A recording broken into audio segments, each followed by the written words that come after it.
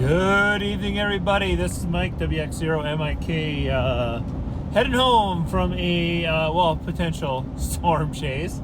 The cell that we were chasing, the southern portion of this front, decided to weaken on us and didn't really produce anything of too much interest. But it's still a good day to get out there and see what you can find. So right now I'm on the southern front of it, heading home, because there really isn't much else for us to do at this particular point. But I did find the limitations to my radios, and I'm starting to notice that more and more. So I might have to deal with that this winter or early next spring for an installation. But I'm noticing my TYT radio, at the edges of I guess I'll call it the edges of the repeater coverage, it fails on me, and it completely fails.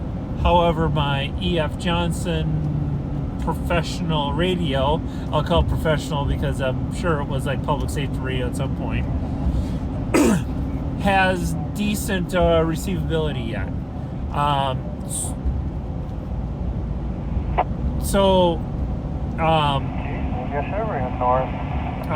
Sorry, I can sit there saying happening on the radio there. That would explain a lot. So I don't know what's going on. I'm assuming at this point, because the radio is so wide banded, it is not fully receiving all those signals. So that's what I'm suspecting, is that the receivability on my radio, I'm hitting the max of it now, which kind of puts me into that boat of I may need to consider upgrading the radio to something else. The question though becomes, is upgrading to like a Yaesu radio, is that enough? Or do I need to go full-blown Motorola radios in the truck, because that will give me that nice receivability? So that is to be determined. Part of me thinks I do go Yaesu. No, what is it? Yaesu FT500, I think it is, with the speaker on the front for primary radio, and then that will give me keep the EF Johnson in here for my tertiary kind of VFO. I don't know, but pretty tops there.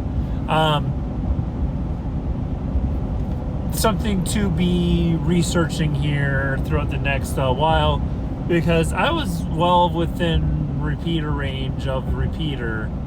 Maybe not so much the one we were using today, because that is a little bit lower point, but ultimately it still has still needs some of that more reception there.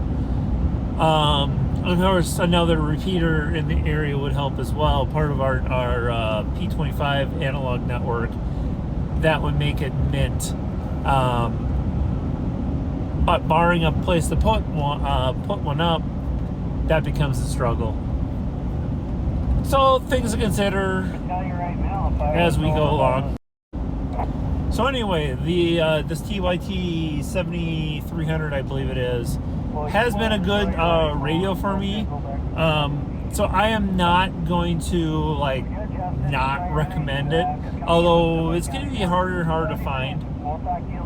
More so what I am thinking about is for my particular uses of it, and how I can better build my communication system while not having 3 radios in the truck, because that also could get that gets hard to find location to put things.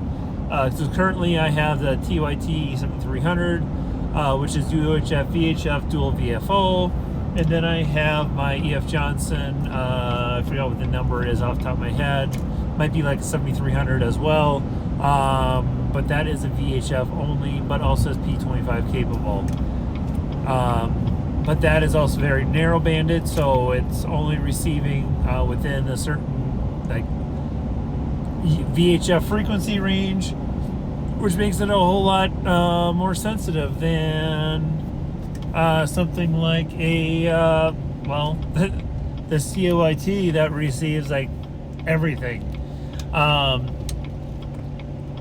Which, as I'm diving more and more into radio, I'm learning more and more that the narrower receive, as cool as it is to get airband and this and that, the tighter your receive is, the better your receive signal is going to be. Of course, sensitivity, things like that, all factored into that as well.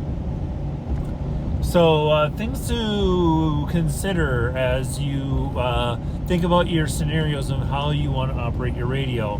And that's why I'm going to bring it back into something more ham radio related and some of the content that I try to do. Selecting your radio, understand your needs, understand what you're trying to do. I would have never been able to do this with a Bofang radio in the vehicle. That would have been nearly impossible at this particular point. So, and this radio has served me fairly well, except as I start expanding up my range, now I'm hitting into different dead areas that I'm realizing. Putting antenna on top of the truck probably would help some, but I've also noticed it's not really probably going to help me enough, at least with this radio. So I'm thinking I've had enough different instances here more recently that I'm thinking it's a limitation of the radio that I have, not so much the limitation of the antenna location, things like that. As someone said, if you think about it, what's the receivability difference of additional, about 2, maybe 3 feet from my fender where I have it right now to my roof? You're probably going to get another 100 feet. There really isn't going to be enough receivability difference to where it's really going to matter. At that point, it's more how well can you receive a signal and how narrow or how well it can receive that particular region. So, yeah, it's a debate of where I want to go. I also don't want to spend, was it about $2 to $3 grand?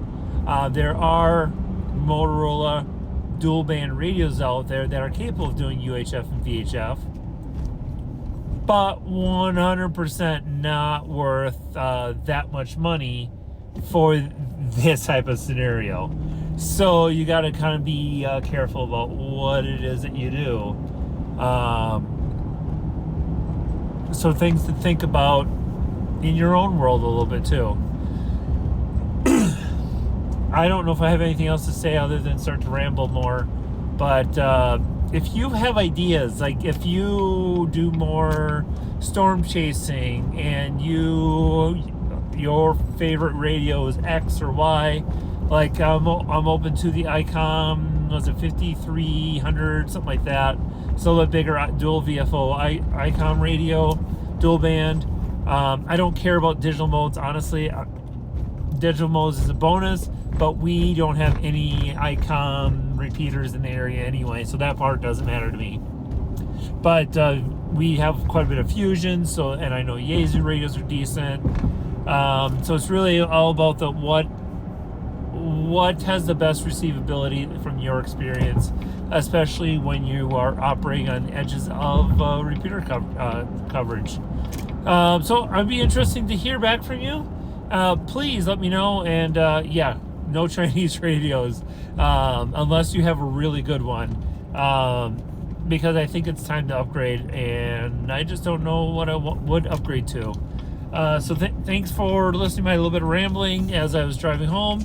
And 7-3 from WX0 MIK.